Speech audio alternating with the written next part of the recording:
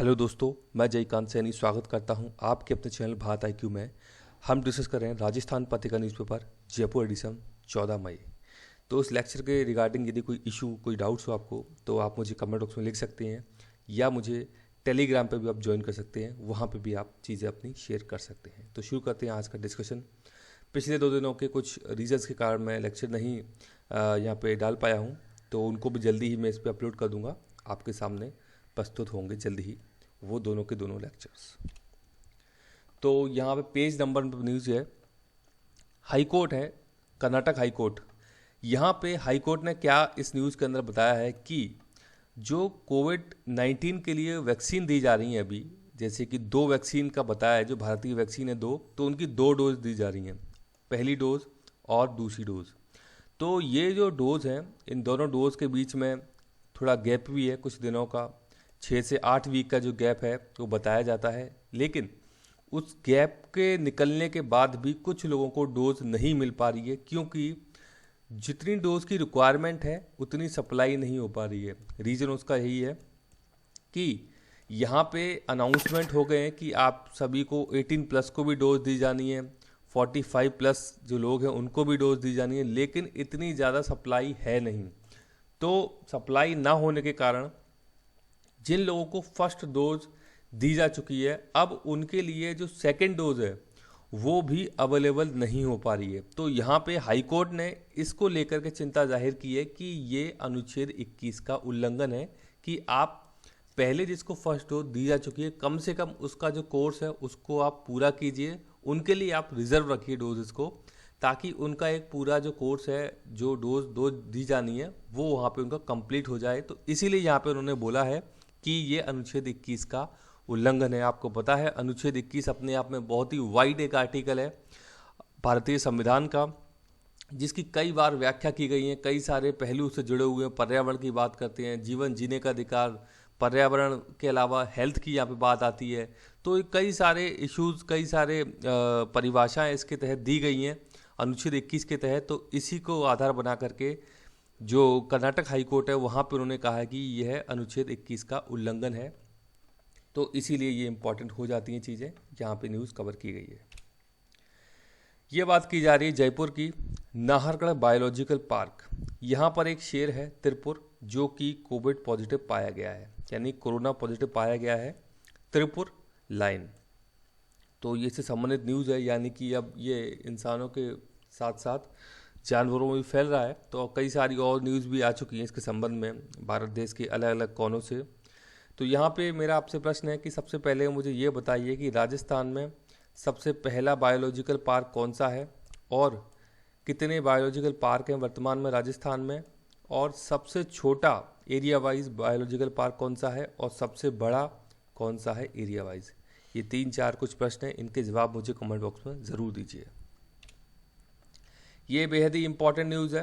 जो भी UPSC की सिविल सेवा परीक्षा की तैयारी में लगे हुए थे अभ्यर्थी, तो उनके लिए इम्पॉर्टेंट न्यूज़ है कि यह परीक्षा 27 जून को कंडक्ट होने वाली थी, लेकिन कोरोना की सेकेंड वेव के कारण इसको स्थगित कर दिया गया है और अब ये परीक्षा 10 अक्टूबर को आयोजित की जाएगी।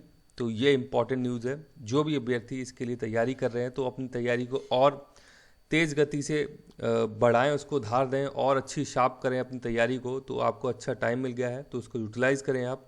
पूरा का पूरा लॉकडाउन जैसा ही माहौल है देश के अंदर, तो आप अच्छे से टाइम को यूटिलाइज़ कीजिए और अपनी हेल्थ का ध्यान ज़रूर रखिए। ये यहाँ पे बात की जा रही है कोरोना से जंग में रोज नए नए खुलासे हो रहे हैं। तो ये क्या बात की जा रही है, अभी मैं आपसे डिस्कस करके चुका हूँ। कर्नाटक हाई कोर्ट ने डिसीजन दिया था अनुच्छेद 21 का उल्लंघन हो रहा है कि जो सेकेंड डोज नहीं मिल पा रही है लोगों को। तो उसी के संबंध में ये आर्टिकल है। यहाँ पे क्या बात बोली गई है, सेम फंडा, सप्लाई चेन में इशू आ रहा है वैक्सीन को लेकर के, क्योंकि वैक्सीन का जो प्रोडक्शन है वो इतना ज़्यादा नहीं है जितनी की डिमांड हो गई है, समझ रहे हैं आप। तो अब हो क्या रहा है कि पहले जो वैक्सीन की टाइम बताया गया था, यानी कि 1 डोज और उसके बाद सेकेंड डोज, तो ये जो टाइम था पहले ये था 6 से 8 वीक का, आप समझ सकते हैं, यानी कि तकरीबन 1.5 महीने का गैप आप ले सकते हैं। इसके दौरान आपको ये वैक्सीन लेनी होती है। लेकिन अब रिसेंटली क्या चीज़ें निकल के आ रही हैं क्योंकि सप्लाई है नहीं सरकार के पास। अब इनको मैनेजमेंट कैसे करना है, तो कहीं ना कहीं ये जो टाइम है इसको इनको इंक्रीज करना होगा। तो यहाँ पे इन्होंने अभी बोल दिया है 12 से 16 वीक, यानी कि जस्ट आप देख सकते हैं इसको, जस्ट ये हो गया है डबल। यहाँ पे ये 6 से 12 और ये 8 से 16 वीक। तो अभी ये नया इन्होंने टाइम स्लॉट दिया है कि फर्स्ट डोज लेने के बाद आप जो सेकेंड डोज है उसको 12 से 16 वीक के अंदर ले सकते हैं। इसी को लेकर के ये आर्टिकल आया है कि ये नए नए डेली मतलब इस प्रकार से चीज़ें सामने आ रही हैं, तो इसमें एक यूनिवर्सल चीज़ क्यों नहीं आ रही है कि आपने ये एक पैटर्न सेट किया हुआ है कि इतने गैप के बाद आप दवाइयाँ लीजिए।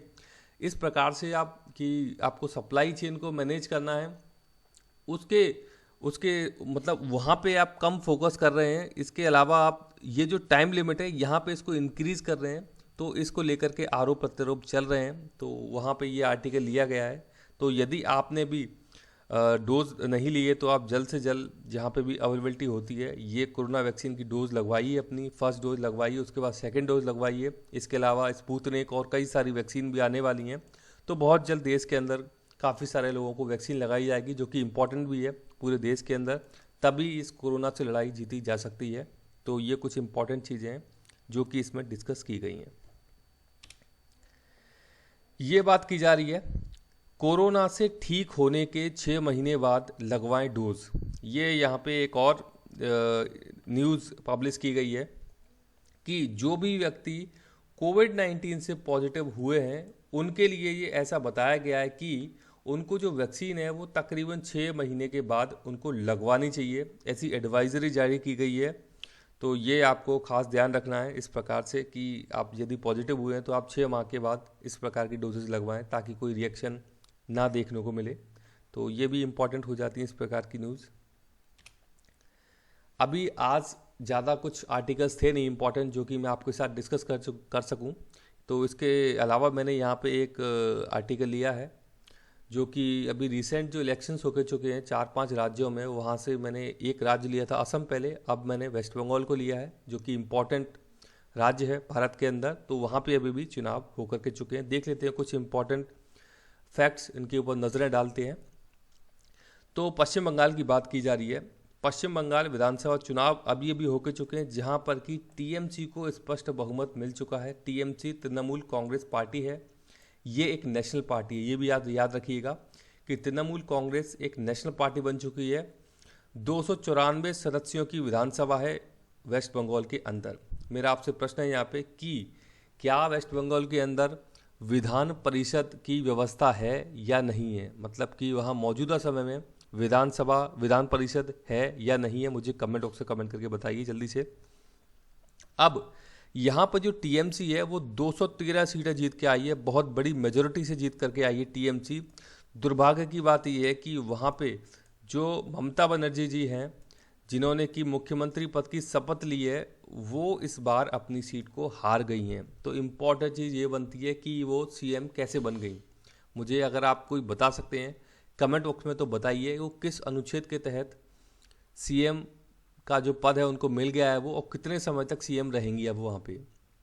तो ममता बनर्जी जी अपनी सीट जो एमएलए की उनकी होती है उसको हार गई हैं, लेकिन वो सीएम की उन्होंने शपथ ले ली है और अब वो सीएम बन गई हैं, तीसरी बार सीएम बन गई हैं। तो ये इंपॉर्टेंट बात है, ये भी आपको पता होना चाहिए। ममता बनर्जी लगातार तीसरी बार सीएम बन गई हैं। ये बड़ी बात होती है कि लगातार आप किसी राज्य के अंदर सीएम बन जाते हो। इसके अलावा एक और प्रश्न है कि आप मुझे बताइए भारत देश के अंदर सबसे लंबे समय तक सीएम कौन रहे हैं, उनका नाम बताइए, और किस राज्य से हैं वो मुझे बताइए कि कौन रहे हैं। राज्यपाल का नाम आपको पता होना चाहिए। वेस्ट बंगाल के अंदर इनका नाम है जगदीप धनखड़ साहब, इम्पॉर्टेंट हो जाता है ये इस प्रकार से नाम राज्यपाल साहब का। कुछ इम्पॉर्टेंट देश हैं जो कि अपनी सीमा शेयर करते हैं वेस्ट बंगाल के साथ में, ये भी आपको पता होना चाहिए। तो पहला यहाँ पे बांग्लादेश, दूसरा है नेपाल और तीसरा है भूटान। तो 3 देश हैं जो कि पश्चिम बंगाल राज्य के साथ अपनी सीमा शेयर करते हैं। ऐसे ही कुछ राज्य हैं जो कि पश्चिम बंगाल के साथ अपनी सीमा शेयर करते हैं। तो ये हैं उड़ीसा, झारखंड, बिहार, सिक्किम एवं असम। तो 5 राज्य हैं और 3 देश हैं जो कि पश्चिम बंगाल के साथ अपनी सीमा साझा करते हैं। यहाँ पे एक सुंदरबन डेल्टा आपने बहुत फेमस सुना होगा। सुंदरबन डेल्टा बहुत ही फेमस है ये पूरी दुनिया के अंदर, जो कि पश्चिम बंगाल का ही हिस्सा है। मैंग्रोव फॉरेस्ट यहाँ पे आपको देखने को मिलते हैं, रॉयल बंगाल टाइगर देखने को मिलता है इस एरियाज़ के अंदर। तो ये कुछ इंपॉर्टेंट फैक्ट हैं, तो इनके बारे में आपको पता होना चाहिए। अच्छा, मुझे कमेंट बॉक्स में ज़रा बताइए कि वेस्ट बंगाल के अंदर मुख्य यानी कि मेजर रिवर्स कौन सी हैं, तो उनके मुझे आप नाम बताइए। जो भी मेजर रिवर्स हैं, आई थिंक 2 3 4 जो भी हों, मेजर रिवर्स के नाम कमेंट बॉक्स में मुझे ज़रूर बताइए। ये आप देख सकते हैं, ये है वेस्ट बंगाल। तो सबसे पहले मैं आपको बाउंड्री शेयर करा देता हूँ, बता देता हूँ कैसे कैसे लग रही हैं। देख सकते हैं वेस्ट बांग्लादेश है, ये बिल्कुल साझा बाउंड्री हो रही है। यहाँ पे आप देखिए, ये कंफ्यूज करता है ये एरिया कि वेस्ट बंगाल के साथ में नेपाल और भूटान की बाउंड्री कैसे शेयर हो रही है। ये आप देखिए किस प्रकार से वेस्ट बंगाल चल रहा है। यहाँ पे ये है सिलीगुड़ी कॉरिडोर। तो सिलीगुड़ी वाला जो एरिया है, यहाँ पे ईस्ट में भूटान है और वेस्ट में है इसके नेपाल। तो सिलीगुड़ी वाला जो एरिया है, इसी के थ्रू ये टच होता है भूटान और नेपाल से। तो ये 3 देश हो गए। अब आप देखिए कि राज्य हैं 5 जो कि इसके साथ बाउंड्री शेयर करते हैं। तो सबसे पहला यहाँ पे उड़ीसा, झारखंड, बिहार, इसके बाद है आपका असम, और एक और राज्य है यहाँ पे, उड़ीसा हो गया, झारखंड हो गया, बिहार, असम, 4 हो गए, एक सिक्किम। हाँ, ये हो गया सिक्किम। 5 राज्य हैं। ये भी सिलीगुड़ी कॉरिडोर के थ्रू ही अपनी जो बाउंड्री है शेयर करता है वेस्ट बंगाल के साथ में। तो 5 राज्य और 3 देश इसके साथ में अपनी बाउंड्री शेयर करते हैं। यहाँ पे आप जानते हैं बंगाल की खाड़ी हो जाती है। तो ये कुछ इंपॉर्टेंट ज्योग्राफी से संबंधित फैक्ट्स थे, इनके बारे में आपको पता होना चाहिए। कई बार पूछे जाते हैं एग्जाम्स के अंदर। तो मुझे आशा है कि वीडियो आपको अच्छा लगा होगा। यदि वीडियो अच्छा लगा है तो ज़्यादा से लाइक करें, शेयर करें, सब्सक्राइब करें, ताकि और भी लोग वीडियो का फ़ायदा उठा सकें। आप मुझे अपने सुझाव कमेंट बॉक्स में भेज सकते हैं या मुझे ईमेल भी कर सकते हैं। इसी के साथ धन्यवाद, मिलते हैं अगली वीडियो में।